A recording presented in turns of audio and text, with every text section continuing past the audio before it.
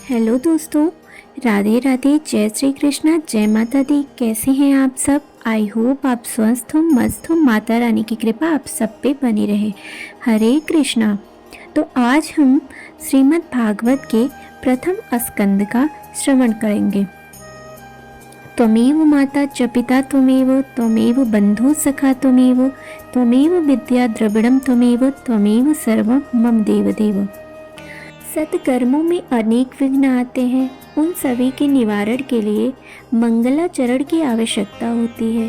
कथा में बैठने से पहले भी मंगलाचरण करो। शास्त्र कहते हैं कि देवगण भी सत्कर्म में विक्षेप करते हैं। देवों को ईर्ष्या होती है कि नारायण का ध्यान यह करेगा तो यह भी अपने समान हो जाएगा।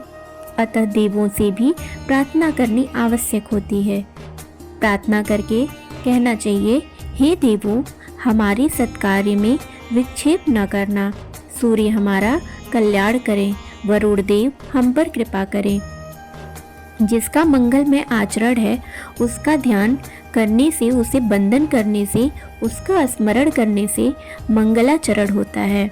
जिसका आचरण मंगल है उसका मनन और चिंतन करना ही मंगलाचरण है।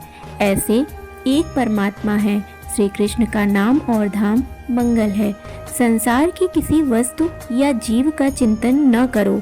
ईश्वर की चिंतन ध्यान और मनुष्य करें तो उसकी शक्ति मनुष्य को मिले। क्रिया में अमंगलता काम के कारण आती है। काम जिसको स्पर्श करे, जिसे प्रभावित करे, उसका सब कुछ अमंगल होता है। श्री कृष्ण को काम स्पर्श नहीं कर सकता, अतः उनका सभी कुछ मंगल है। जिसके मन में काम हो उसका स्मरण करने से उसका काम तुम्हारे मन में आ जाएगा। सकाम की चिंतन से अपने में सकामता आती है और निष्काम के चिंतन से मन में निष्कामता बनता है। शिव जी का सब कुछ अमंगल है, फिर भी उनका स्मरण मंगलमय है, क्योंकि उन्होंने काम को जलाकर वशीभूत कर दिया है। मनुष्य जब तक सकाम है तब तक उसका मंगल नहीं होता। ईश्वर पूर्णतः निष्काम है, अतः उनका ध्यान करो, स्मरण करो। परमात्मा बुद्धि से परे है। श्री कृष्ण का ध्यान करने वाला निष्काम बनता है। श्री कृष्ण का सतत ध्यान न हो तो कोई आपत्ति नहीं है, किंतु जगत के स्त्री पुरुषों का ध्यान कभी न करो। थोड़ा सा सोचने से ख्याल में यह बात आ जाएगी कि मन क्यों बिगड़ा हुआ है। संसार का चिंतन करने से मन विकृत हो जाएगा। प्रभु का चिंतन स्मरण करने से मन सुधरता है। जीव अमंगल है, प्रभु मंगलमय है। मनुष्य की कामवृत्ति नष्ट हो जाए तो सब कुछ मंगल हो जाता है। जो काम के अधीन नहीं है उसका सदा मंगल ही होता है। काम जिसे मार सके, पराजित कर सके, वह जीव, और काम को जो पराजित कर सके वह ईश्वर। मनुष्य का अपना अमंगल कार्य ही विघ्न करता होता है, किसी और का नहीं। प्रत्येक कार्य का आरंभ मंगलाचरण से करो। भगवान के 3 मंगलाचरण हैं। प्रथम स्कंद में व्यास देव का, द्वितीय स्कंद में सुखदेव जी का और समाप्ति में सूत जी का। शैया पर सोया हुआ मनुष्य पाप अधिक करता है। प्रभात के समय मंगलाचरण करो, मध्याह्न में मंगलाचरण करो और रात को सोने से पहले भी मंगलाचरण करो। धीमहि व्यास जी ने ध्यान करते हुए कहा कि एक ही स्वरूप का बार बार चिंतन करो। मन को प्रभु के स्वरूप में स्थिर करो। एक ही स्वरूप का बार बार चिंतन करने से मन शुद्ध होता है। परमात्मा के किसी भी स्वरूप को इष्ट मानकर उसका ध्यान करो। ध्यान का अर्थ है मानस दर्शन। राम, कृष्ण, शिव और किसी का भी ध्यान करो। ध्यान का अर्थ होता है राम, कृष्ण, शिव या किसी भी स्वरूप का ध्यान करो। सर्वश्रेष्ठ सत्य स्वरूप प्रभु का ध्यान करता हूँ, ऐसा श्री व्यास जी ने मंगलाचरण में कहा है। व्यास जी ऐसा आग्रह नहीं करते हैं कि एकमात्र श्री कृष्ण का ही ध्यान करो। वे किसी भी विशिष्ट स्वरूप का आग्रह नहीं करते हैं। जो व्यक्ति जिस किसी स्वरूप के प्रति आस्थावान हो उसका ही वह ध्यान करे। ठाकुर जी के जिस स्वरूप में हमें आनंद हो वही रूप का उत्तम है। एक ही स्वरूप के अनगिनत नाम हैं। सनातन धर्म के अनुसार देव अनेक होते हुए भी ईश्वर तो एक ही है। मंगलाचरण में किसी एक देव का नामोल्लेखित नहीं है। ईश्वर एक है, केवल उनके नाम और स्वरूप अनेक हैं। वृषभान की आज्ञा थी कि राधा के पास जाने का किसी भी पुरुष को अधिकार नहीं है। अतः साड़ी पहन के और चंद्रावली का श्रृंगार धारण करके श्री कृष्ण जी राधा से मिलने जाते हैं। श्री कृष्ण साड़ी पहनते हैं तो माता बनते हैं। एकम सद्विप्रा बहुधा वदन्ति। ईश्वर के अनेक स्वरूप हैं किंतु तत्व एक ही है। दीपक के आगे जिस किसी रंग का शीशा मतलब कांच रखेंगे उसी रंग का प्रकाश दिखाई देगा।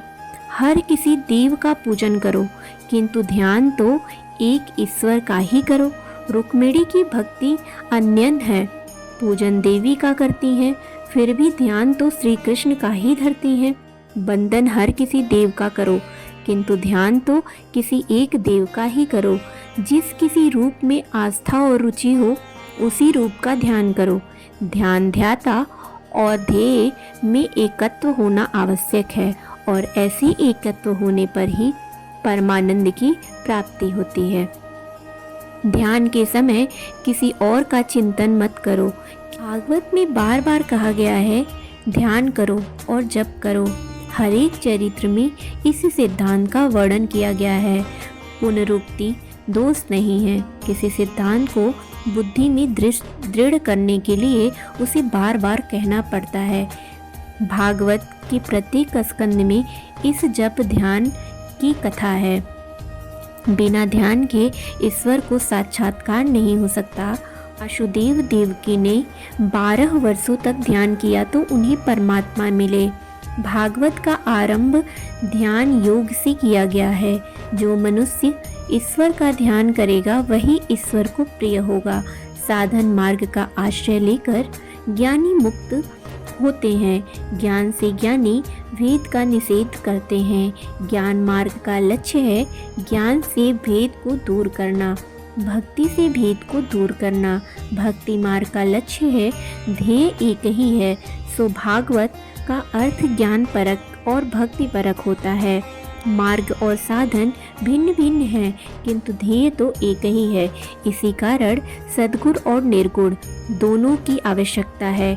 वैसे तो ईश्वर अरूप है किंतु जिस रूप की भावना से वैष्णव जन तन्मय होते हैं वैसा स्वरूप भी ईश्वर धारण करते हैं।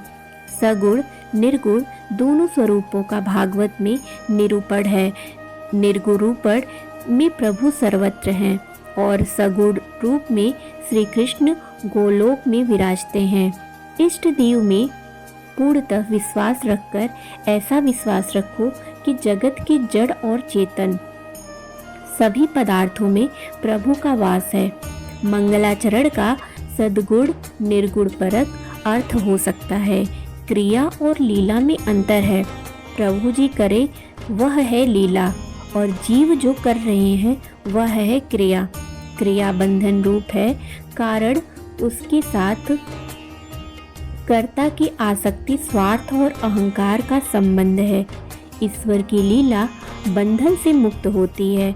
कारण यह है कि ईश्वर को स्वार्थ और अभिमान छू नहीं सकते। जिस कार्य के कृतार्थ का अभिमान नहीं होता है वह है लीला। केवल जीवों को परमानंद का दान करने के लिए प्रभु लीला करते हैं। यही कारण है कि माखन चोरी, रास आदि सभी का व्यास जी लीला कहते हैं। श्री कृष्ण जी मक्खन की चोरी तो करते थे किंतु अपने के लिए नहीं, मित्रों के लिए। व्यास जी ब्रह्म सूत्र में लिखते हैं, लोकवत्तु लीला केवल्यम। दैवी जीवों के कल्याण करने के लिए ही भगवान लौकिक जीवों जैसी लीला करते हैं। जगत की उत्पत्ति लीला है, स्थिति लीला है और विनाश भी लीला है। विनाश में भी आनंद है। सबका सबका दुष्ट मैं हूँ। मैं का नाश नहीं होता है। अहम का विनाश हो उसी भी ज्ञानी पुरुष लीला ही कहते हैं। मैं भी ईश्वर का अंश हूँ, किंतु यह अहंकार न बनना चाहिए। कृष्ण गांधारी से मिलने गए तो गांधारी ने उन्हें शाप दिया कि तुम्हारे वंश में भी कोई नहीं रहेगा, क्योंकि तुमने मेरे वंश में भी किसी एक को भी नहीं रहने दिया है। परंतु कृष्ण इसमें भी आनंदित हैं। वे कहते हैं, माता जी, मैं भी यही सोचता था कि इन सब का विनाश कैसे करूं। ठीक ही हुआ कि आपने शाप दिया। शांताकारम भुजंग सैनम। यदि सर्प पर शयन करना पड़े तो भी परमात्मा को शांति ही मिलती है। लोगों को शैया और पलंग मिले तो भी अशांति ही मिलती है, शांति नहीं मिलती। श्री कृष्ण की शांति कैसी है? लय भी भगवान की लीला है। जीव की उत्पत्ति और स्थिति भाती है, परंतु लय नहीं। ब्रह्मा जी को देवदत्त का ज्ञान देने वाले और जगत की उत्पत्ति स्थिति संहार के कारणभूत श्री परमात्मा का हम ध्यान करते हैं। आदि कवि ब्रह्मा को जिस दिव्य ज्ञान का दान किया उसका वर्णन हम करते हैं। भगवान के ध्यान में तन्मयता न होगी तो संसार का ध्यान होता रहेगा। उसे छोड़ने का प्रयत्न करो। ध्यान के आरंभ में दिखाई देगा। प्रत्येक साधक को ऐसा ही अनुभव होता है। ईश्वर का ध्यान न हो सके तो कुछ आपत्ति नहीं है, किंतु संसार का, नर नारी का, धन संपत्ति का ध्यान न होना चाहिए। दर्शन करने के बाद भी ध्यान की आवश्यकता है। मंदिर के चौके पर बैठने की प्रथा का कारण भगवान का ध्यान है, सांसारिक बातचीत नहीं। मंदिर के जिस स्वरूप का दर्शन किया हो उसी का ध्यान और चिंतन चौके पर बैठकर करें। आरंभ में व्यास जी ध्यान करने की आज्ञा देते हैं। सत्कर्म करते समय अनेक विघ्न उपस्थिति होते हैं, जिनका नाश परमात्मा के ध्यान से होता है। मंगलाचरण में व्यास जी लिखते हैं, सत्यम परम धीमहि। सत्य स्वरूप परमात्मा का हम ध्यान करते हैं। सत्य स्वरूप परमात्मा का ध्यान करता हूँ, ऐसा श्री व्यास जी ने लिखा, क्योंकि यदि वे श्री कृष्ण का ही ध्यान करने की बात लिखते तो शिव भक्ति, दत्तात्रेय भक्त, देवी भक्ति आदि मानते हैं कि भागवत तो श्री कृष्ण के भक्तों का ही ग्रंथ है। व्यास जी ने किसी विशिष्ट रूप से ध्यान का निर्देश नहीं किया, केवल सत्य स्वरूप प्रभु का ध्यान करने को ही कहा है। जिसे जिस किसी स्वरूप के प्रति आस्था हो उसी का ध्यान वह करे। संसार में विभिन्न लोगों को रुचि एक सी नहीं होती है। शिव महात्म्य स्रोत में कहा गया है, सांगोपांग वेद, सांख्य शास्त्र, योग शास्त्र, पाशुपत शास्त्र, वैष्णव शास्त्र आदि भिन्न शास्त्रों की आस्था वाले लोग अपने अपने शास्त्रों को सर्वोत्तम मानते हैं और अपनी अपनी मनोवृत्ति के अनुसार सरल या कठिन मार्ग बताते मानते हैं। किंतु सच तो यह है कि इन सभी शास्त्रानुसारी मतों का प्राप्ति स्थान लक्ष्य तो एक ही है कि जिस तरह सरल और टेढ़ी मेढ़ी सभी नदियाँ एक ही समुद्र में जाके मिलती हैं, हर किसी की रुचि और आस्था भिन्न भिन्न होने के कारण शिव, गणेश, रामचंद्र आदि विविध स्वरूपों को परमात्मा धारण करते हैं। सत्य अविनाशी, अबाधित, अपरिवर्तनशील है। सुख दुख, लाभ हानि आदि के कारण परमेश्वर के स्वरूप में कोई परिवर्तन नहीं होता। गीता जी में भगवान कहते हैं, सुख की प्राप्ति के समय जिसका मन उद्वेग रहित रहता हो और सुख के समय जिसका मन स्पृहा रहित रहता है वही स्थित प्रज्ञ है। श्री कृष्ण ने अपने वचन के अनुसार ही जीवन जिया। श्री रामचंद्र जी को भी राज्याभिषेक और वनवास के समय एक सा आनंद था। श्री कृष्ण को 16,000 रानियों से सेवा पाते समय सुवर्ण की द्वारिका से और सर्वनाश के समय एक सा ही आनंद अनुभव हुआ था। श्री कृष्ण उद्धव से कहते हैं, उद्धव, यह सब जगत मिथ्या है, केवल मैं एक सत्य हूँ। जगत असत्य है, परमात्मा सत्य है। भूत, वर्तमान और भविष्य में जो एक ही स्वरूप धारण करे वही सत्य है। इसी से ही भगवान व्यास जी कहते हैं कि हम सत्य का ही ध्यान करते हैं, किसी और देव का नहीं। सो सत्य से ही स्नेह भाव रखो। यदि सुखी होना है तो सत्य स्वरूप परमात्मा के साथ प्रेम करो। जगत असत्य है, दुनिया के पदार्थ दुखदायी हैं। व्यवहार में जगत सत्य सा ही लगता है, किंतु परमार्थ दृष्टि से, तात्विक दृष्टि से देखें तो जगत सत्य नहीं है। यही कारण है कि ज्ञानी पुरुष जगत का चिंतन नहीं करते हैं और जगत अनित्य है ऐसा बार बार सोचते हैं। जिसे परमात्मा का अपरोक्ष ज्ञान होता है वे जगत का सम्मान नहीं करते हैं। स्वप्न के टूट जाने के बाद जैसे स्वप्न मिथ्या लगता है, वैसे ही भगवान के साक्षात्कार के बाद जगत मिथ्या लगता है। मनुष्य सदा एक स्वरूप में नहीं रहता है। ईश्वर का एक ही स्वरूप है, उस पर काम, क्रोध, लोभ आदि का असर नहीं डाल सकते। वह स्वयं आनंद स्वरूप है। ईश्वर के बिना जो भी दिखाई देता है वह सब माया है, असत्य है और भास मात्र है। नकली रुपयों से किसी को कोई मोह नहीं होता। उसी प्रकार इस असत्य नकली संसार से मोह न करो। स्त्री पुरुष मिलन सुखद है, किंतु वियोग अति दुखी है। वियोग असंभावी है, ऐसा समझकर इस जगत के जीवों से प्रेम न करो। परमात्मा अविनाशी हैं, इसलिए उन्हीं से प्रेम करो। अंधेरे में रस्सी सर्प सी लगती है, किंतु प्रकाश होने पर, ज्ञान होने से ही यथार्थ स्वरूप का ज्ञान होता है। इस की दृष्टि से ही इस असत्य संसार को अज्ञानी मानव सत्य मानता है। जगत का भास ईश्वर के प्रति अज्ञान होने के कारण ही होता है। ईश्वर का ज्ञान न होने से ही तुम्हें यह जगत सत्य लगता है। वैसे तो यह दृश्य जगत भ्रामक है, मिथ्या है, किंतु परमात्मा पर आधारित होने के कारण यह सत्य सा लगता है। परमात्मा सत्य है, इसलिए जगत असत्य होने पर भी सत्य सा लगता है। जगत का अधिष्ठान आधार ईश्वर है और ईश्वर सत्य है, सो जगत भी सत्य लगता है। यदि राजा नकली मोतियों का हार पहने फिर भी उसकी प्रतिष्ठा के कारण जनता तो उस हार को असली मोतियों का ही मानेगी। गरीब व्यक्ति को सच्ची मोतियों का हार उसकी गरीबी के कारण नकली ही समझी जाएगी। इस तरह इस जगत नकली मोतियों का हार है, जिसे परमात्मा ने अपने गले में पहन रखा है। जगत में रहते हुए भी उसे मिथ्या समझो। दृश्यमान वस्तु नाशवान ही होती है, यह दृष्टतम तद नष्टम। इसलिए बाह्य दृश्यमान जगत को आभास मात्र समझो, प्रस्तावना स्वरूप है। भगवान भागवत का मुख्य विषय क्या है? भागवत की अधिकारी कौन है? आदि का वर्णन इस दूसरे श्लोक में लिखा गया है। भागवत का मुख्य विषय क्या है? भागवत का अधिकारी कौन है? आदि का वर्णन इस श्लोक में लिखा गया है।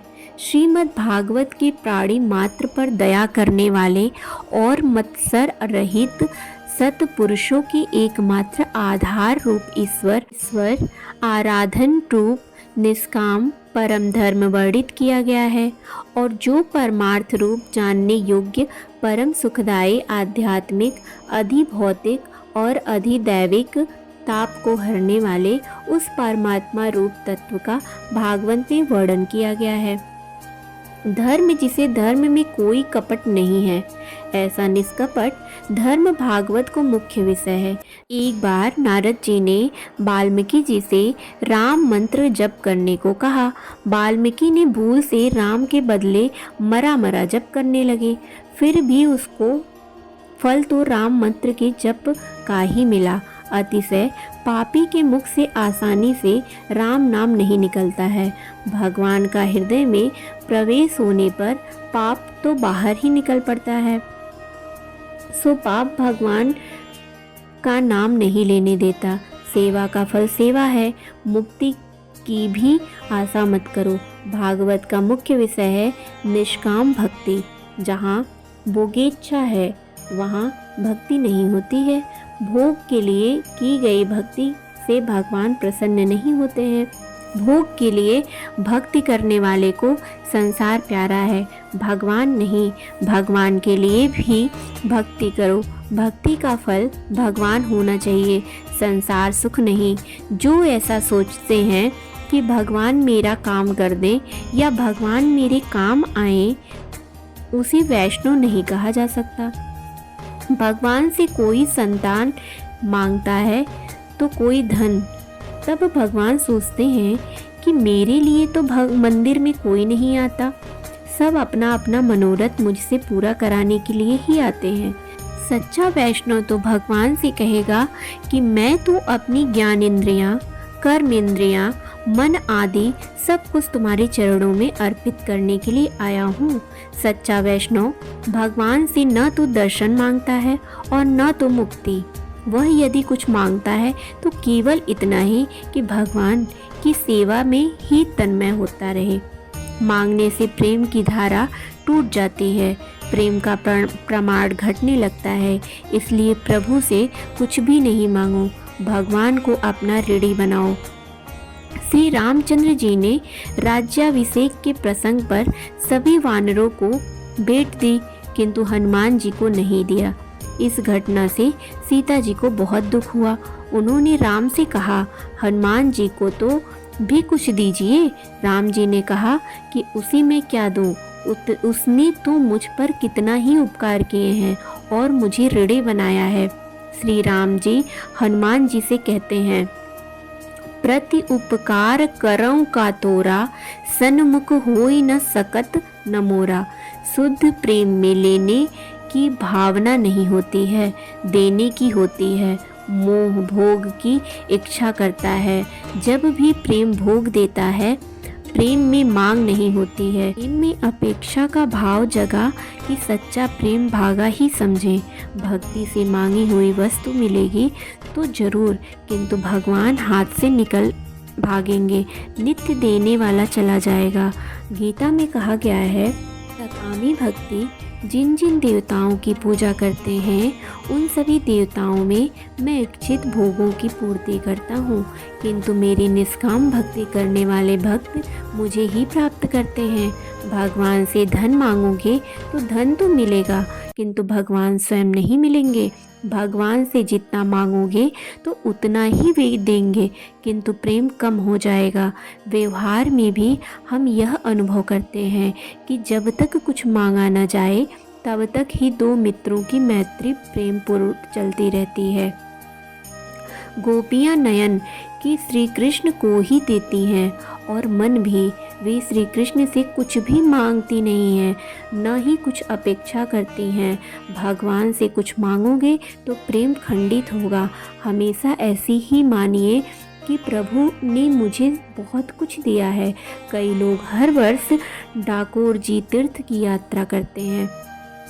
वे रणछोड़ जी से कहते हैं कि मैं 6 वर्षों से आपके दर्शनार्थ आता रहता हूँ, फिर भी मुझे पुत्र नहीं मिलता है। भगवान उसे पुत्र तो देते हैं, किंतु साथ साथ कहते हैं कि अब मेरा और तेरा संबंध टूट चुका। डाकोर जी अपेक्षा से कुछ कम दें तो मानिए कि वे परिपूर्ण हैं, किंतु मेरी पात्रता अधूरी होने से ही मुझे कम मिला है। निष्काम भक्ति उत्तम है। वैष्णव मुक्ति की भी अपेक्षा नहीं करता। हरि के जन तो मुक्ति भी नहीं मांगते। मुक्ति की अपेक्षा से भक्ति में अलौकिक आनंद है।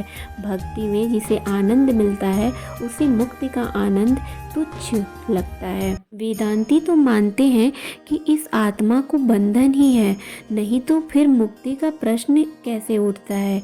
वैष्णव मानते हैं कि मुक्ति तो मेरे भगवान की दासी है, दासी की अपेक्षा मेरे भगवान गुरुतर है। भगवान मेरा काम करेंगे ऐसी अपेक्षा कभी ना करो। रामकृष्ण परमहंस को कैंसर की बीमारी लग गई। शिष्यों ने कहा कि माता जी से कहिए, वे आपकी बीमारी का इलाज करेंगे। रामकृष्ण ने कहा कि अपनी माता को मैं अपने लिए तकलीफ न दूंगा। भक्ति का अर्थ यह है नहीं है कि अपने सुख के लिए ठाकुर जी को हम त्रास दें, परिश्रम दें। मांगने से सच्ची मैत्री के गौरव की हानि होती है।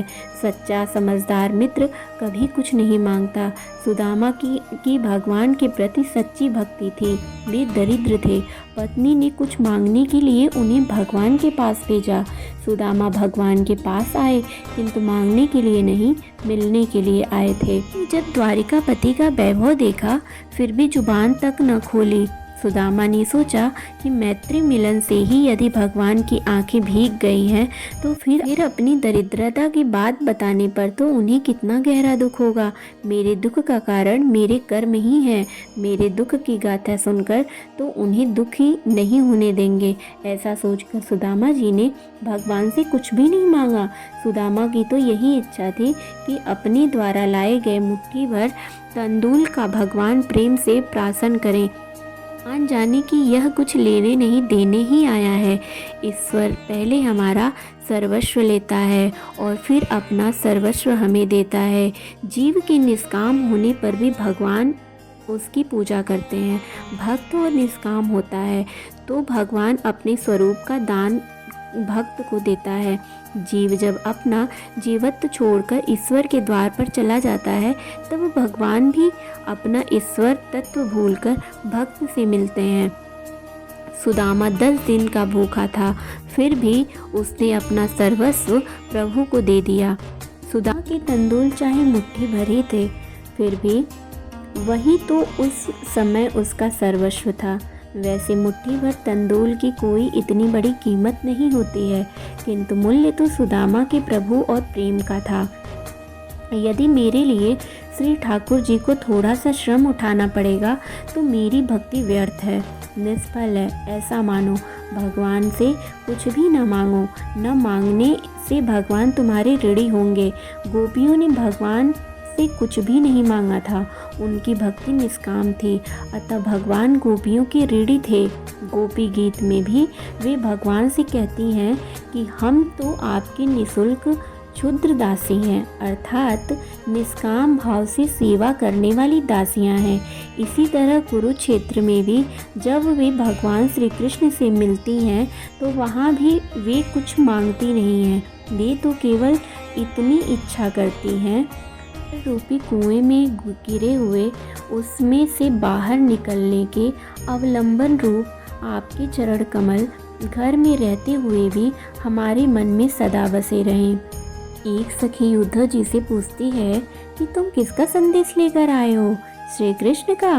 वे तो यहाँ पर ही उपस्थित हैं। लोग कहते हैं कि श्री कृष्ण मथुरा गए हैं, पर यह बात गलत है। मेरे ठाकुर जी हमेशा मेरे साथ ही रहते हैं, 24 घंटों वह हमारा उनके साथ संयोग है। गोपियों का प्रेम शुद्ध है। वे जब भी भगवान का स्मरण करती हैं, ठाकुर जी को प्रकट होना ही पड़ता है। गोपियों को निष्काम भक्ति इतनी सतत्वशील है कि भगवान खींचे हुए चले आते हैं। ठाकुर जी को सदा साथ रहोगे, जहाँ भी जाओगे भक्ति कर सकोगे। तो तुकाराम भक्त कहते हैं, मुझे चाहे भोजन न मिले, परंतु हे विट्ठल लाल नाथ, मुझे एक भी क्षण तुम अपने से अलग मत रखना। भगवान उद्धव जी से कहते हैं, उद्धव मेरी गोपियाँ मुझ में तन्मय चित्त वाली गोपियों का आदर्श आँख में सामने रखो और भगवान की भक्ति करो। सुदामा की निष्काम भक्ति को याद रखकर प्रभु की भक्ति करो। सुदामा और गोपियाँ जैसी भक्ति रखो। सुदामा की भक्ति भी निष्काम थे। तुम अपना सर्वस्व भगवान को अर्पण करो, ऐसा होने पर भगवान भी अपना सर्वस्व तुम्हें देंगे। निष्काम भक्ति भी भागवत का मुख्य विषय है। निष्काम भक्ति ही श्रेष्ठ भक्ति है। निष्काम भक्ति का श्रेष्ठ दृष्टांत ही श्री कृष्ण के प्रति गोपियों को निष्काम ममता, निष्काम प्रेम। गोपियों तो मुक्ति की भी इच्छा नहीं रखती हैं। श्री कृष्ण का सुख ही अपना सुख है, ऐसा गोपियाँ मानती हैं। एक सखी ने उद्धव जी से कहा कि श्री कृष्ण के वियोग में कैसी दशा है वह तो आपने देख लिया। मथुरा जाने पर श्री कृष्ण से कहना कि यदि आप मथुरा में सुख से रहते हैं तो हमारे सुख के लिए ब्रज में आने का कष्ट न करें। हमारा प्रेम अपने सुख के लिए नहीं है किंतु श्री कृष्ण को ही सुखी करने के लिए है।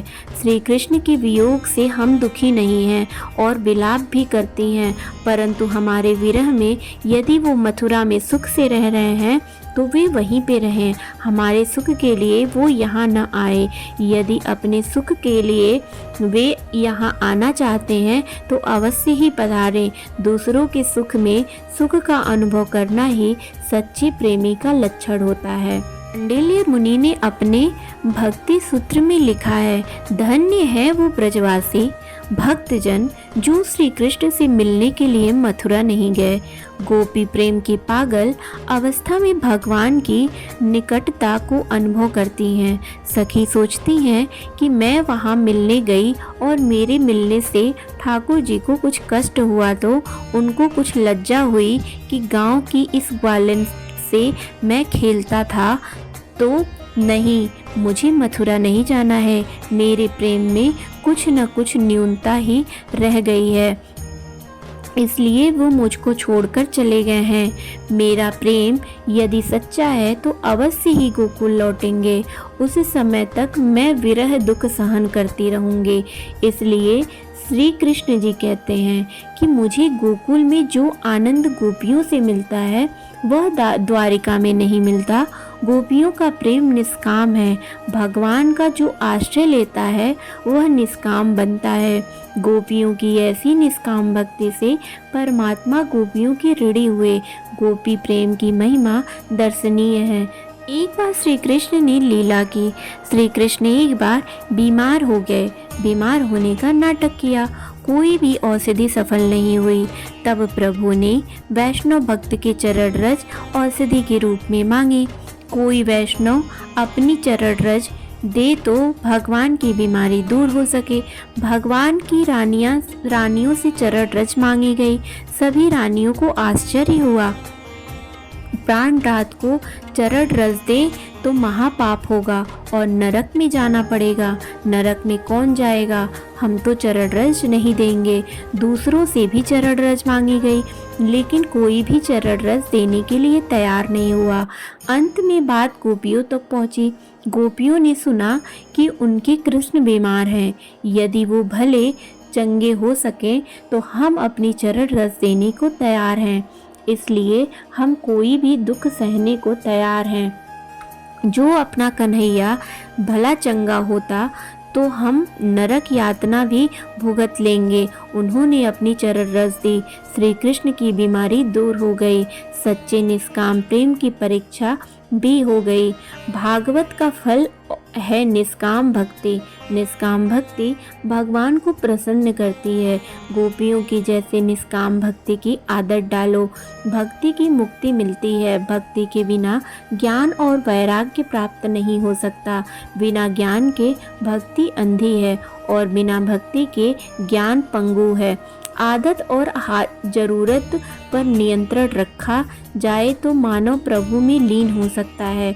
भगवान का मुख्य विषय है निष्काम और भक्ति। भागवत सबके लिए है, वेदांत सबके लिए नहीं है। वेदांत का अधिकार सबको नहीं दिया गया है। जिसे ब्रह्म को जानने की जिज्ञासा हो उसी के लिए वेदांत है। वेदांत का अधिकारी कौन है? जिसे झट संपत्ति आदि की प्राप्ति की हो वही वेदांत का अधिकारी है। किंतु भागवत तो सभी के लिए है। भागवत का अधिकारी वैसे तो सभी के लिए बताया गया है, फिर भी शुद्ध अंतःकरण वाले पुरुषों के जानने के योग्य परमात्मा का निरूपण इसमें किया गया है। निर्मम होके कथा सुनो। मत्सर सबसे बड़ा शत्रु है। मत्सर सबको सताता है।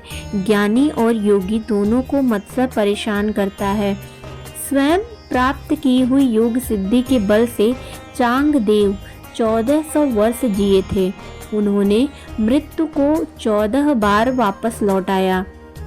वे सिद्धियों में फंसे हुए थे, उन्हें प्रतिष्ठा का मोह था। उन्होंने संत ज्ञानेश्वर की कीर्ति सुनी। चांगदेव ज्ञानेश्वर के प्रति मत्सर करने लगे। क्या यह बालक मुझसे भी बढ़ गया है? ज्ञानेश्वर की आयु 16 वर्ष की थी। चांगदेव की इच्छा हुई कि वह ज्ञानेश्वर को पत्र लिखे, किंतु पत्र में संबोधन क्या किया जाए। ज्ञानेश्वर अपने से छोटे केवल 16 वर्ष के, सो पूज्य तो कैसे लिखा जाएगा, और ऐसे महाज्ञानी तो चिरंजीवी भी कैसे लिखा जाएगा। और इस उलझन को वे सुलझा न सके, सो बिना लिखे ही पत्र भेज दिया। संत की भाषा संत जान सकते हैं, वे कोरा भी पढ़ सकते हैं। मुक्ताबाई ने पत्र का उत्तर दिया, 1400 साल की तेरी आयु हुई, फिर भी तू कोरा ही रह गया। चांगदेव ने सोचा कि ऐसी ज्ञानी पुरुष से मिलना ही चाहिए। अपनी सिद्धियों से प्रदर्शन के लिए उन्होंने बाघ पर सवारी की और सर्प को लगाम बनाई, और इस प्रकार से वे ज्ञानेश्वर से मिलने के लिए आ रहे थे। इस ओर ज्ञानेश्वर ने कहा कि चांगदेव बाघ पर सवारी करके आपसे मिलने आ रहे हैं। ज्ञानेश्वर ने सोचा कि इस बूढ़े को अपनी सिद्धियों का अभिमान हो गया है। चांगदेव ने अपनी सिद्धियों के अभिमान के कारण ज्ञानेश्वर को पत्र में पूज्य शब्द से संबोधित नहीं किया था।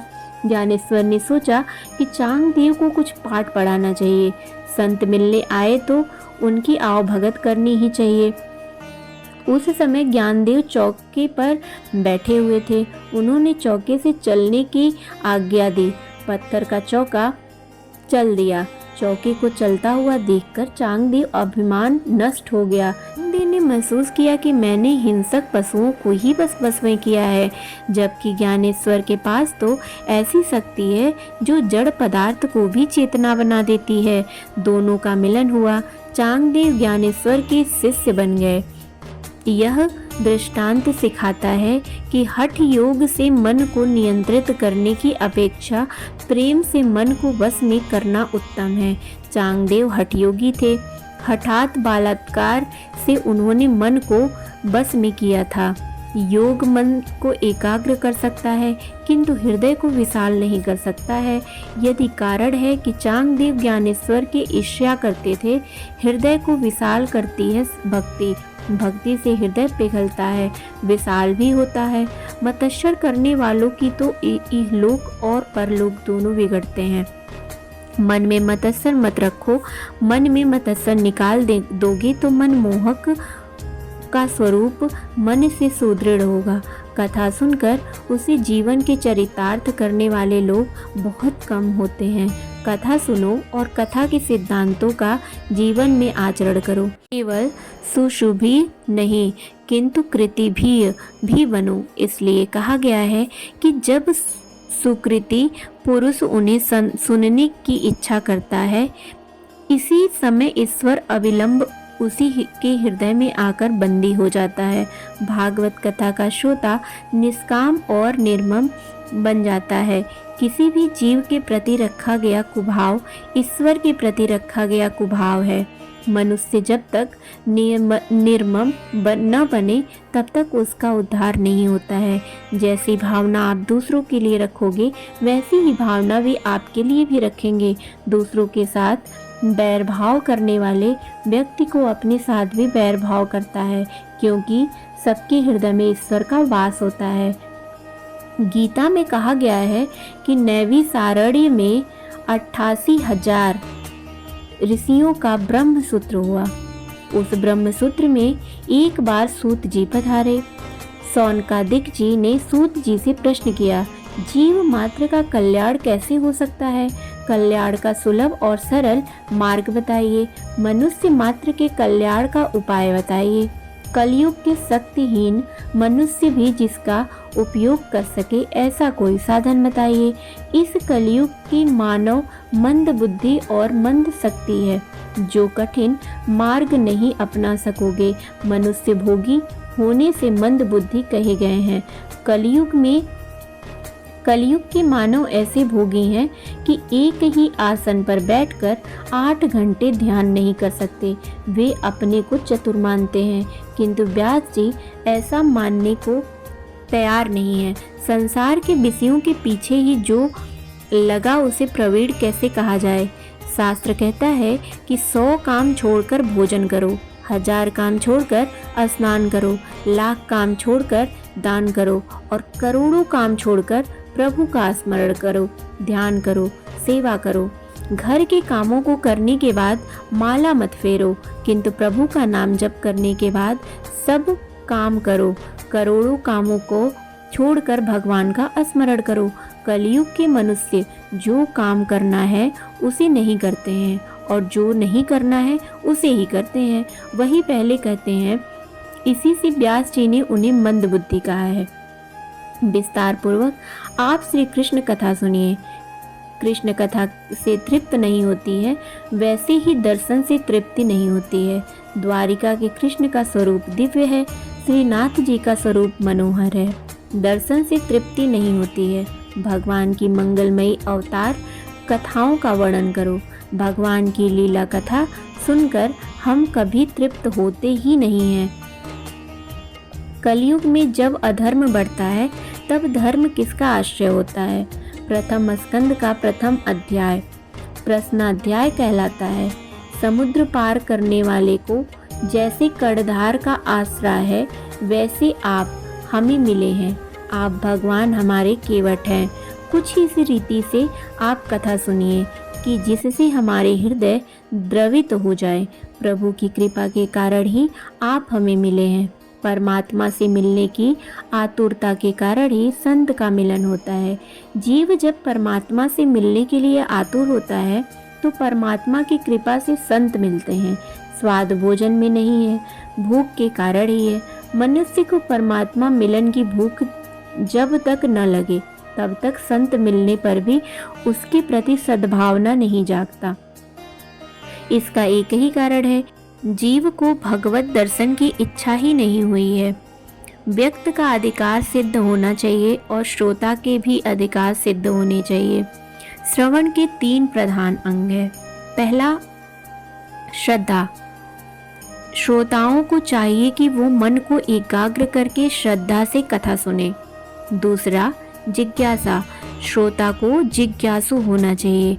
जिज्ञासु के अभाव में मन को एकाग्र नहीं होगा और कथा का कोई असर भी नहीं होगा। बहुत कुछ जानने की जिज्ञासा न होगी तो कथा श्रवण करने से कोई भी विशेष लाभ नहीं होगा। तीसरा है निर्म अस्थिरता। श्रोता के मन में जगत के किसी भी जीव के प्रति मत्सरता नहीं होनी चाहिए।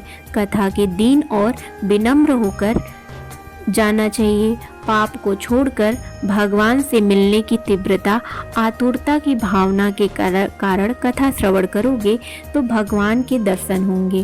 प्रथम स्कंद में शिष्य का अधिकार वर्णित है।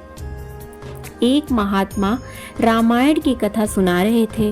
कथा समाप्त होने पर किसी श्रोता ने महात्मा से पूछा कि कथा तो सुनी, पर मुझे यह नहीं समझ आया कि राम राक्षस थे या रावण। तो महात्मा ने उसे उत्तर दिया कि न तो राम राक्षस थे और न ही रावण। राक्षस तो मैं ही हूँ कि जो तुझे कुछ भी समझा न सका। परमात्मा की कथा बार बार सुनोगे तो प्रभु के प्रति प्रेम भाव जागेगा। सौनक मुनि ने सूत जी से कहा, भागवत कथा में हमको श्रद्धा है, आपके प्रति हमें आदर है। अपने जन्मों के पुण्यों का उदय होने पर भी अधिकारी वक्ता के मुख से कथा सुनने का सौभाग्य प्राप्त होता है। प्रथम श्रवण भक्ति है।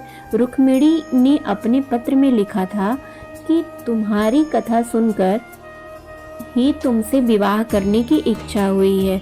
श्रुत्वा शब्द वहाँ है। भगवान के गुण सुनने के लिए प्रेम भाव उत्पन्न होता है। श्रोता और वक्ता दोनों विनयी होने चाहिए। सूत जी श्रोताओं को साधुवाद देते हैं। वे कहते हैं, कथा सुनकर भी तुम्हें जो करना चाहिए वह तो तुम करते हो। तुम शांति से सुनते हो, तुम मेरा मन भी भगवान में स्थिर होता है। तुम ज्ञानी हो, प्रभु प्रेम में पागल हो, परंतु मेरा कल्याण करने के लिए प्रश्न पूछते हो। कथा सुनाकर मैं तो अपनी वाणी को पवित्र करता हूँ। शिव महेंद्र स्रोत में पुष्पदंत ने भी कहा है कि शिव तत्व का वर्णन वैसे तो कौन कर सकता है। मैं तो अपनी वाणी को पवित्र करने चला हूँ। आरंभ में सुखदेव को वंदन करते हैं और बोलते हैं, फिर भगवान नारायण को वंदन करते हैं। नारायण नमस्तुभ्यम। भारत के प्रधान देव नारायण हैं। श्री कृष्ण गोलोक में पधारे, सभी अवतारों की समाप्ति हुई, किंतु नारायण की न तो समाप्ति हुई और न ही होगी कि प्रजा का कल्याण करने के लिए वे आज भी तपश्चर्या कर रहे हैं। श्री शंकराचार्य जी को नर नारायण का दर्शन हुआ। उन्होंने कहा कि मैं तो महान योगी हूँ, इससे आपका दर्शन कर सका हूँ, किंतु कलयुग के भोगी जन भी आपके दर्शन कर सके, ऐसी कृपा कीजिए। भगवान ने उन्हें उस समय बद्रीनाथ नारायण के नारद कुंड में स्नान करने का आदेश दिया और कहा कि वहाँ से तुम्हें मेरी जो मूर्ति मिलेगी उसकी स्थापना करना। बद्रीनाथ नारायण भगवान की स्थापना शंकर स्वामी ने की। शंकराचार्य का प्रथम ग्रंथ है विष्णु सहस्त्र नाम की टीका।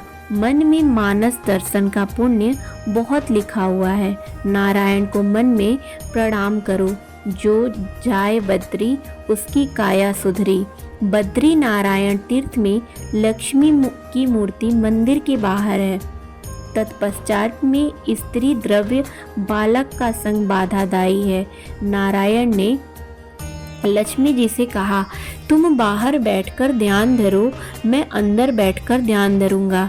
एक भक्त ने बद्रीनाथ के पुजारी से पूछा कि इतनी कड़ाके की सर्दी में चंदन से ठाकुर जी को पूजा क्यों करते हो।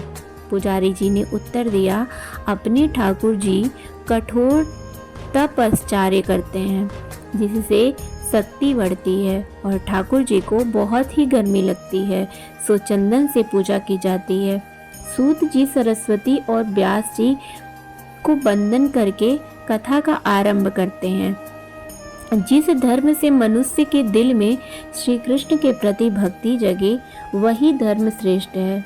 भक्ति भी ऐसी होनी चाहिए कि जिसमें किसी भी प्रकार की कामना न हो। निष्काम तथा निरंतर भक्ति के हृदय में आनंद रूप परमात्मा की प्राप्ति करके कृत्य हो जाता है।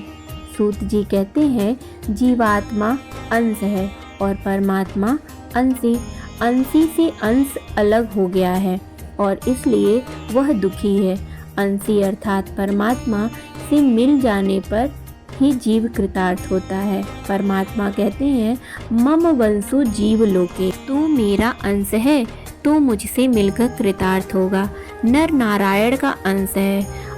नर नारायण में जब तक न मिल जाए तब तक उसे शांति नहीं मिलेगी। मैंने यह नियम निश्चित किया है कि अपने परमात्मा का आश्रय लेकर उनके साथ मुझे एक होना है। किसी भी प्रकार के ईश्वर के साथ एक होना है। ज्ञानी ज्ञान के अभेद सिद्ध करता है तो वैष्णव परमात्मा प्रेम द्वारा अभेद सिद्ध करते हैं। प्रेम की परिपूर्णता अद्वैत में ही है। भक्त के भगवान अनंततः एक ही हो जाते हैं। गोपी और कृष्ण एक सो हो गए थे। जीव और ईश्वर कैसे अलग हो गए, इसकी चर्चा करने की जरूरत नहीं है। ईश्वर से जीव का वियोग हुआ है, यह सत्य है। यह वियोग कैसे हुआ है, कब से हुआ है, इसके विवाद में समय का व्यय करने की कोई आवश्यकता नहीं है और इससे कोई लाभ भी नहीं मिलेगा। धोती पर दाग लगने पर वह कब और कैसे लगा, इस पर ही सोचते रहने से दाग दूर नहीं होगा। उस दाग को दूर करने के लिए धोती स्वच्छ होगी। इस तरह ईश्वर से मिलने का प्रयत्न यही इष्ट है। जब जीव निर्भय बनता है तभी वह भाग्यशाली होता है। जिसके सिर पर काल का भय है वह निर्भय कैसे हो सकता है? भाग्यशाली तो वह है जिसे मृत्यु का भय नहीं है। ध्रुव पांडव ब्रज भक्त धन्य है कि जिनके अधीन काल है। ईश्वर को यह परीक्षा और अपेक्षा होती है कि मनुष्य को दी गई बुद्धि और मन का उसने क्या किया। जीव को मृत्यु के दिन अर्थात हिसाब देने के दिन भय लगता है। जिसका जीवन साफ है उसका हिसाब साफ है। जिस दिन इनकम टैक्स का अधिकारी किसी गृहस्थ के 1-2 लाख रुपए का हिसाब मांगता है तो वह गृहस्थ डर जाता है। तो फिर जब ईश्वर सारे जीवन का हिसाब मांगेगा तो आपकी क्या दशा होगी? क्या इसका भी कभी भी आपने विचार किया है? किए हुए पापों की याद अंत काल में जब आने लगती है जो जीव भयभीत हो जाता है। जब तक मृत्यु का भय है तब तक जीव को शांति नहीं मिलेगी। भगवान जब जीव को अपना लेते हैं तब भगवान का सेवक काल जीव का कुछ भी बिगाड़ नहीं सकता। उपनिषद में कहा गया है जीव और ईश्वर साथ साथ बैठे हुए हैं, फिर भी जीव ईश्वर को पहचानता नहीं है। जीव बहिर्मुखी बने तो वह अंतर्यामी को पहचान सके। एक व्यक्ति को मालूम हुआ कि गंगा किनारे रहने वाले एक संत के पास एक पारसमणि है। पारसमणि पाने की इच्छा से वह व्यक्ति संत की सेवा करने लगा। संत ने कहा कि मैं गंगा स्नान करने जा रहा हूँ, वापस आकर तुझे मैं पारसमणि दूंगा। संत तो ऐसा कहकर चले गए। अब इस व्यक्ति के मन में पारसमणि के लिए अकुलाहट बढ़ती गई। उसने संत की गैर हाजिरी में सारी झोपड़ी छान डाले, परंतु पारसमणि उसके हाथ न लगी। संत वापस आए और संत ने यह जान लिया तो पूछा कि क्या इतना भी धीरज नहीं है? पारसमणि तो मैंने उस डिबिया में रखी है। ऐसा कहकर उन्होंने एक डिबिया नीचे से उतारी और डिबिया तो लोहे की थी। तो उस व्यक्ति ने सोचा कि कैसी पारसमणि है, क्योंकि जिस डिबिया में वह पारसमणि रखी गई थी वह तो लोहे की थी। इस पारसमणि ने उस डिबिया को सोने की क्यों न बनाया? क्या यह पारसमणि असली नहीं है या यह संत मजाक कर रहे हैं? उसने संत से पूछा कि यह डिबिया पारसमणि को स्पर्श करने के बाद भी लोहे की क्यों रह गई है और सोने की क्यों नहीं बनी? तो संत ने उन्हें बताया कि यह पारसमणि एक गुदड़ी में रखी गई है, वह आवरण में ही थी, सो डिबिया सोने की न बनने दी। इसी प्रकार ईश्वर और जीवन हृदय में एक ही स्थान पर रहते हैं, परंतु दोनों के बीच में वासना का पर्दा होता है और फलतः दोनों को मिलन नहीं हो पाता है। अर्थात ईश्वर को जीव पहचान नहीं सकता है और जीव को ईश्वर से मिलन नहीं हो पाता है। जीवात्मा डिबिया है और ईश्वर पारसमणि, दोनों के बीच पर्दा है जिसे हटाना आवश्यक है। अहम और ममता रूपी चिथड़ा दूर करना है। साधना करने पर भी सिद्धि न मिले तो साधना के प्रति साधक के मन में अपेक्षा भाव जागता है। जीव साधक है, सेवा स्मरण साधन है। श्री कृष्ण साध्य है, विष्णु भगवान की भक्ति करना पुरुषों का परम धर्म है। लोग मानते हैं कि भक्ति मार्ग बिल्कुल भी आसान नहीं है। सुबह भगवान की पूजा की कि बस हो गई छुट्टी, फिर वे सारा दिन भगवान को भुलाए रहते हैं। यह भक्ति नहीं है। 24 घंटे ईश्वर का स्मरण करते रहें, यह है भक्ति। भक्ति में आनंद है, किंतु मनुष्य केवल शरीर की भक्ति करता है, मन से नहीं। वाणी भगवान के नाम पर उच्चारण न करे तो वह सब व्यर्थ है। मन संसार के विषयों में रमता रहे और शरीर ठाकुर जी की सेवा करे तो वैसी सेवा में कोई आनंद नहीं रहेगा। सेवा में क्रिया मुख्य नहीं है, भाव की प्रधान है। सब विषयों में से मन को हटाओगे तब तो सेवा का आनंद ले पाओगे। सर्वेषां अविरोधोन ब्रह्म कर्म समारवे। सेवा करने बैठो तो पहले भावना करो। सेवा करने पर भी भगवान के दर्शन न हो सके तो दोष अपना ही है। सेवक की सेवा करने के बाद मेरा पाप गया, मेरा दुख गया, मेरा दरिद्र मिटा, मैं कृतार्थ हुआ, ऐसी भावना होनी चाहिए। सेवा करने पर ऐसा भाव नहीं हो तो सेवा पूजा के कोई आनंद नहीं होगा। संसार के विषयों को मन से हटाओ, जब तक नहीं हटाओगे तब तक सेवा में आनंद नहीं आएगा। सेवा यह भावना है, परमात्मा की सेवा तभी होगी जब मनुष्यों में संसार के विषयों का प्रेम कम होगा। परमात्मा से प्रेम करना है तो विषयों का प्रेम छोड़ना ही रहेगा। प्रेम गले अति शांकरी, तामे दो न समाहि। प्रेम की संकरी गली में दोनों का निर्वाह नहीं हो सका। जगत का बंधन न छोड़ोगे तब तक ब्रह्म संबंध नहीं होगा। संसार के विषयों का मोह धीरे धीरे छोड़ो। संसार को छोड़ के कहाँ जाओगे? संसार त्याग करने की आवश्यकता नहीं है, विषयों का मोह छोड़ने की जरूरत है।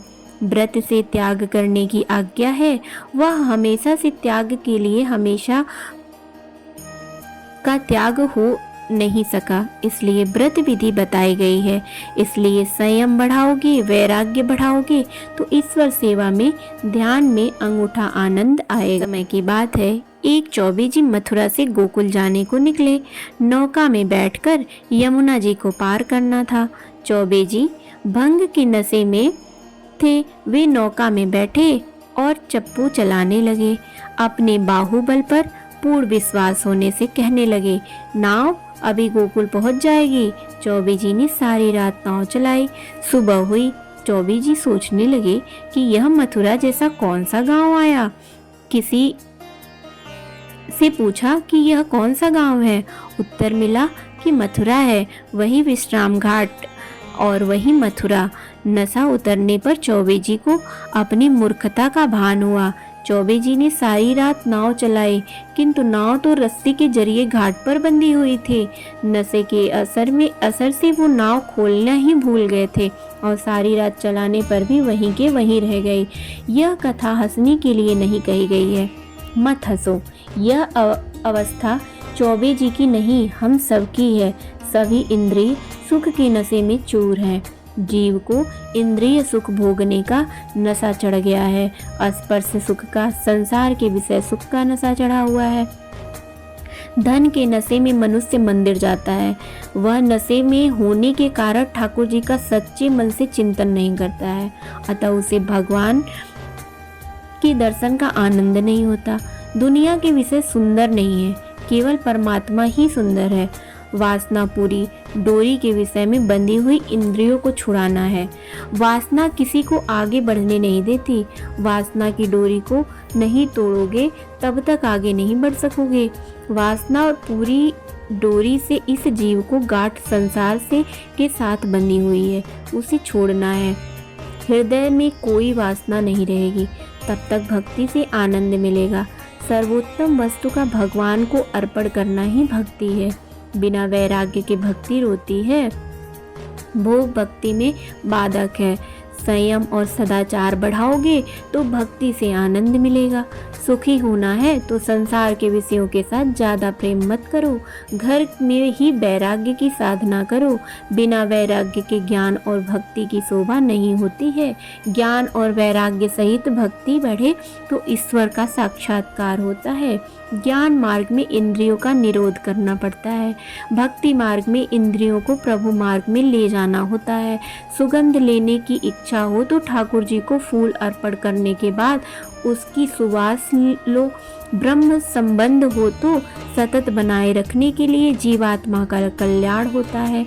वेद भी उसी वासुदेव भगवान का वर्णन करते हैं। उत्तमोत्तर तत्व, अद्वैत तत्व भी उसे श्री कृष्ण भगवान कहते हैं। लौकिक व्यवहार के ज्ञान में दैत्य है, ईश्वर के स्वरूप संबंधी ज्ञान में अद्वैत है। व्यवहार के स्वरूप का ज्ञान दैत्य भाव से भरा हुआ है। व्यवहारिक ज्ञान में ज्ञाता और ज्ञेय भिन्न भिन्न है। परमात्मा का ज्ञान होने पर ज्ञाता और ज्ञेय एक बनते हैं। सेवा स्मरण करने पर तत्मयता होती है। ईश्वर का अपरोक्ष साक्षात्कार होता है, जिससे वह जीव ईश्वर से मिल जाता है, जिसके बाद वह यह नहीं कह सकता कि मैं ईश्वर को जानता हूँ। वह ऐसा भी नहीं कह सकता कि मैं ईश्वर को नहीं जानता हूँ। गोपी सब में श्री कृष्ण को देखकर जीव भाव भूल गई। लाली मेरे लाल की जित देखूं तित लाल, लाली देखन मैं गई मैं भी हो गई लाल। श्रुति वर्णन करती हैं कि वहाँ न तो मैं रहता हूँ और न तू, वृत्ति ब्रह्माकार हो जाता है। श्री कृष्ण के स्वरूप का जिस अच्छी तरह से ज्ञान होता है वह ईश्वर से अलग नहीं रह सकता है। सब में ईश्वर का दर्शन करने वाला स्वयं ही ईश्वर बन जाता है। जीव का जीव भाव न जाए जब तक अपरोक्ष अनुभव नहीं होता है। इस प्रकार अद्वैत का ज्ञान बताया गया है। जीव और ब्रह्म का अद्वैत पीछे सिद्ध होगा, जिससे पहले जीव और गुरु का अद्वैत होना माया के संसर्ग के बिना अवतार नहीं ले सका। 100 टंच का हार गढ़ना हो तो उसमें दूसरी धातु मिलानी होती है, इसलिए परमात्मा भी माया का आश्रय लेकर प्रकट होते हैं, परंतु ईश्वर को यह माया बाधक नहीं होती है। जीव को माया बाधक होती है। योगी जिसे परमात्मा कहते हैं, उसी परमात्मा से जो मिलता है वह जीव कृतार्थ होता है। भगवान के प्रति प्रेम बढ़ाना हो तो भगवान के अवतारों की कथा सुनो। परमात्मा के 24 अवतारों की कथा है। धर्म की स्थापना करने और जीव का उद्धार करने परमात्मा अवतार धारण करते हैं। ठाकुर जी का अवतार तुम्हारे घर में होना चाहिए, मंदिर में नहीं। मानव शरीर यह घर है। भागवत की मुख्यतः कृष्ण कथा करनी है, परंतु यह कथा आखिर में आती है। भगवान के अवतारों की कथा सुनने से जीवन सुधरता है। भगवान के सारे धर्म जीव में उतरते हैं, यही अवतार हुआ। तीसरे अध्याय में 24 अवतारों की कथा संक्षेप में कही गई है। पहला अवतार संत कुमारों का, वह ब्रह्मचार्यों के प्रतीक है। सब धर्मों में ब्रह्मचर्य पहले आता है। ब्रह्मचर्य के सिवा मन स्थिर नहीं रहेगा। ब्रह्मचर्य से मन बुद्धि चित्त अहंकार पवित्र होते हैं। ब्रह्मचर्य का पालन करने से अंतःकरण शुद्ध होता है। पहला कदम है ब्रह्मचर्य। दूसरा अवतार वाराह है। वाराह अर्थात श्रेष्ठ दिवस कौन सा? जिस दिन सत्कर्म हो वह दिन श्रेष्ठ। सत्कर्म में लोभ विघ्न करने आता है। लोभ का संतोष से मारो। वाराह अवतार संतोष का अवतार है। प्राप्त स्थिति में संतोष मानो। लोभ को मारकर प्रभु जिस स्थिति में रखें उसी में संतोष मानो। यह 12 अवतार का रहस्य है। तीसरा अवतार है नारद जी का। यह भक्ति का अवतार है। ब्रह्मचर्य का पालन करें और प्राप्त स्थिति में संतोष माने, उसे नारद अर्थात भक्ति मिले। नारद जी की भक्ति के आचार्य हैं। चौथे अवतार नर नारायण का। भक्ति मिले तो उससे भगवान का साक्षात्कार होता है। भक्ति द्वारा भगवान मिलते हैं, परंतु भक्ति ज्ञान और वैराग्य बिना होती है तो दृढ़ नहीं होगी। भक्ति ज्ञान और वैराग्य सहित होनी चाहिए। भक्ति में ज्ञान और वैराग्य की जरूरत है, इसलिए 5वां अवतार कपिल देव का है। ज्ञान वैराग्य का। वैराग्य को जीवन में उतारो। ज्ञान और वैराग्य के साथ भक्ति आएगी तो भक्ति सदा के लिए स्थिर हो जाएगी। छठा अवतार है दत्तात्रेय जी का। ऊपर बताए हुए 5 गुण ब्रह्मचर्य संतोष ज्ञान भक्ति और वैराग्य आप में आएंगे तो आप गुणातीत होंगे और आप अत्रि होंगे तो भगवान आपके यहाँ आएंगे। ऊपर से 6 अवतार ब्राह्मण के लिए। 7वां अवतार यज्ञ का। 8वां अवतार ऋषभ देव का और 9वां अवतार पृथुराजा का और 10वां मत्स्य नारायण का। यह 4 अवतार क्षत्रियों के लिए हैं। धर्म का आदर्श बताने के लिए 11वां अवतार कर्म का है। 12वां अवतार धनवंतरी का। 13वां अवतार मोहिनी नारायण का। यह अवतार वैश्यों के लिए है। प्रभु ने वैश्यों की जैसी लीला की है। 14वां अवतार नरसिंह स्वामी का है। नरसिंह अवतार पुष्टि का अवतार है। भक्त प्रहलाद पर कृपा करने के लिए यह अवतार हुआ। भगवान ने नृसिंह अवतार में प्रहलाद पर कृपा की। प्रहलाद जैसे दृष्टि से देखेंगे तो स्तंभ में भी भगवान का दर्शन होगा। ईश्वर सर्वव्यापक है, ऐसा केवल बोलो नहीं, उसका अनुभव करो, फिर तुमसे पाप नहीं होगा। संत भी व्यवहार करेंगे। जब तक शरीर है तब तक व्यवहार करना ही पड़ता है। ईश्वर तो मनुष्य मन शक्ति और बुद्धि शक्ति से जीत नहीं सका, केवल प्रेम से ही जीत सका है। यशोदा के प्रेम के सामने श्री कृष्ण दुर्बल बनते हैं और बंध जाते हैं। बालक के प्रेम से सामने माता का बल दुर्बल होता है, प्रेम के सामने शक्ति दुर्बल होती है। आप भी परमात्मा पर खूब प्रेम बढ़ाओ, यह भगवान दुर्बल होकर आपके पास आएगा। 15वां अवतार वामन भगवान का है, जो पूर्ण निष्काम है, जिसके ऊपर भक्ति का नीति का छत्र है, जिसने धर्म का कवच पहना है, जिसे भगवान भी नहीं मार सके। बलि राजा की तरह यह है वामन चरित्र का रहस्य। परमात्मा बड़े हैं तब भी बलि राजा के आगे वामन अर्थात छोटे बनते हैं। 16वां अवतार है परशुराम का। यह अवतार आवेश का अवतार है। 17वां व्यास नारायण का ज्ञान का अवतार है। 18वां राम जी का अवतार है। यह मर्यादा पुरुषोत्तम का अवतार है। राम की मर्यादा का पालन करो, जिससे तुम्हारा काम मिटेगा अर्थात कन्हैया मिलेगा। 19वां अवतार है श्री कृष्ण का। कृष्ण भगवान स्वयं श्री कृष्ण का स्वयं भगवान है। राम और कृष्ण एक ही हैं। मनुष्य दिन में 2 बार भान भूलता है। दिन में 12 बजे भूख से भान भूलता है और रात में निवृत्त से काम सुख याद आता है, इसलिए भान भूलता है। इन दोनों समयों की संभावना है। सवेरे श्री राम जी को याद करो और रात में श्री कृष्ण जी को, वे दोनों समय बचाएंगे। राम जी की मर्यादा का पालन करो तो श्री कृष्ण पुष्टि पुरुषोत्तम पुष्टि अर्थात कृपा करेंगे। संत एकनाथ जी महाराज ने इन दोनों अवतारों की सुंदर तुलना की है। राम जी राजमहल में पधारे और कन्हैया कारागृह में। एक के नाम पर अक्षर सरल और दूसरे के नाम पर अक्षर जुड़े हुए हैं। पढ़ाते समय सरल अक्षर पहले पढ़ते हैं और जुड़े हुए बाद में। राम ये सरल अक्षर है, श्री कृष्ण ये जुड़े हुए अक्षर हैं। राम जी की मर्यादा का पालन करो, तब श्री कृष्ण अवतार होगा। जिसके घर में राम जी न पधारे वहाँ कृष्ण भी नहीं आते। राम जी का अवतार अर्थात राम जी की मर्यादा का पालन, ये दोनों साक्षात पूर्ण पुरुषोत्तम के अवतार हैं। बाकी के सब अवतार अंशावतार हैं।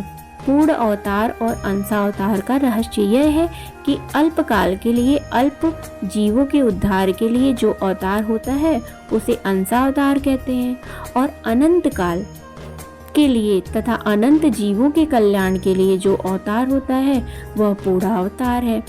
ऐसा संत मानते हैं कि भागवत की कथा तो करनी है कन्हैया की, परंतु क्रम क्रम से दूसरे अवतारों की भी कथा सुनना अधिकार प्राप्त होता है। इसके पीछे हरि कल की बुद्ध आदि अवतार हुए हैं। कुल मिलाकर 24 अवतार हुए हैं।